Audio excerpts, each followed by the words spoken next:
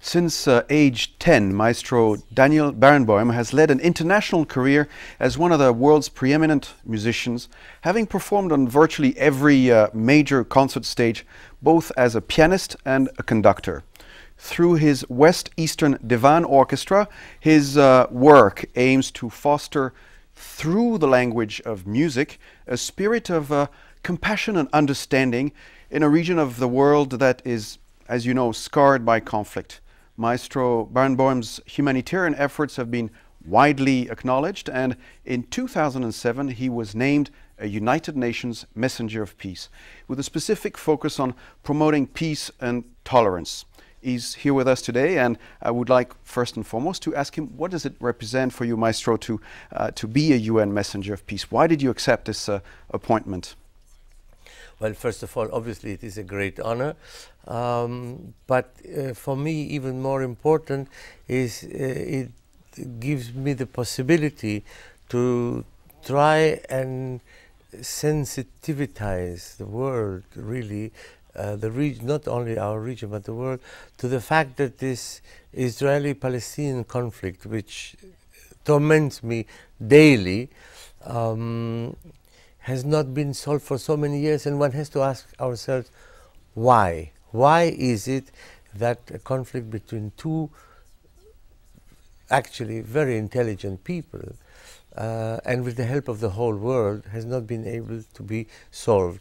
And I am more and more convinced of the fact that it hasn't been solved because it hasn't been treated for what it is. It is not a normal political conflict as we have known throughout history between nations who fight about borders or water or whatever the case may be.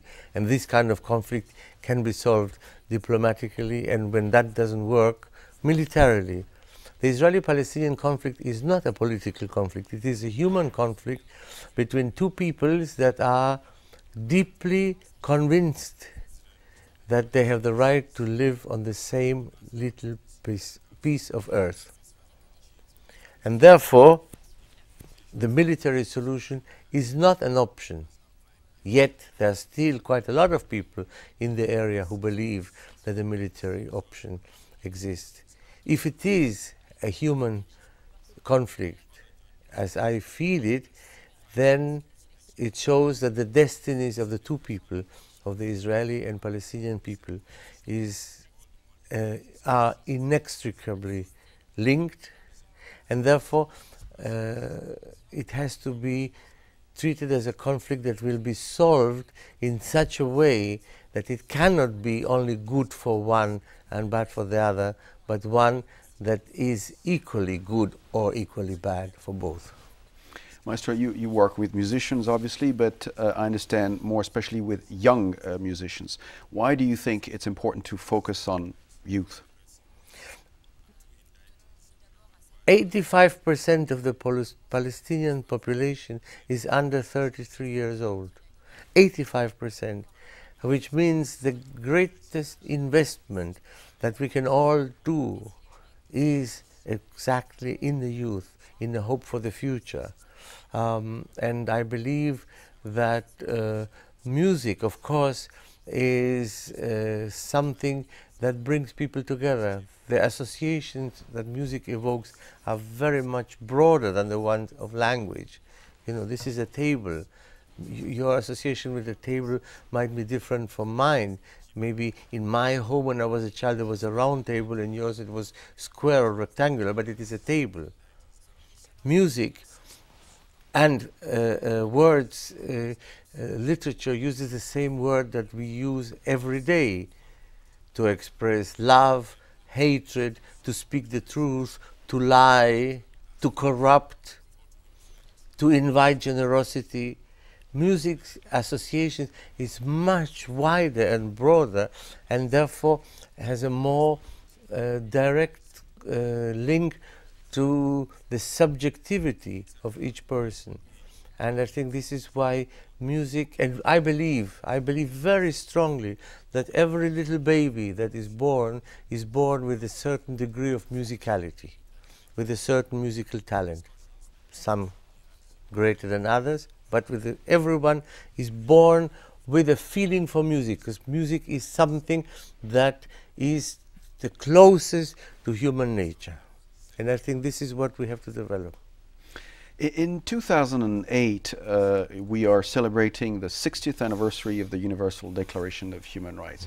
Your message beyond peace and tolerance also in many ways touches on this issue of human rights. Do you think that over the last 60 years, we've made real progress towards achieving universal human rights?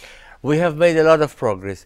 I played my first concert in New York 52 years ago, in 1957, and on that time, my first tour in America, I was in Miami, and I was taken by the presenter of the concert on a tour of the city, and was shown, or Miami was quite different from what it is today, or there's wonderful spaces of beaches and everything.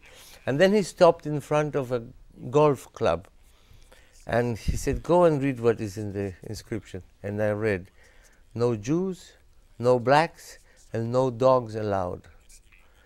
This is not in the 17th century. This is 1957, or maybe 58.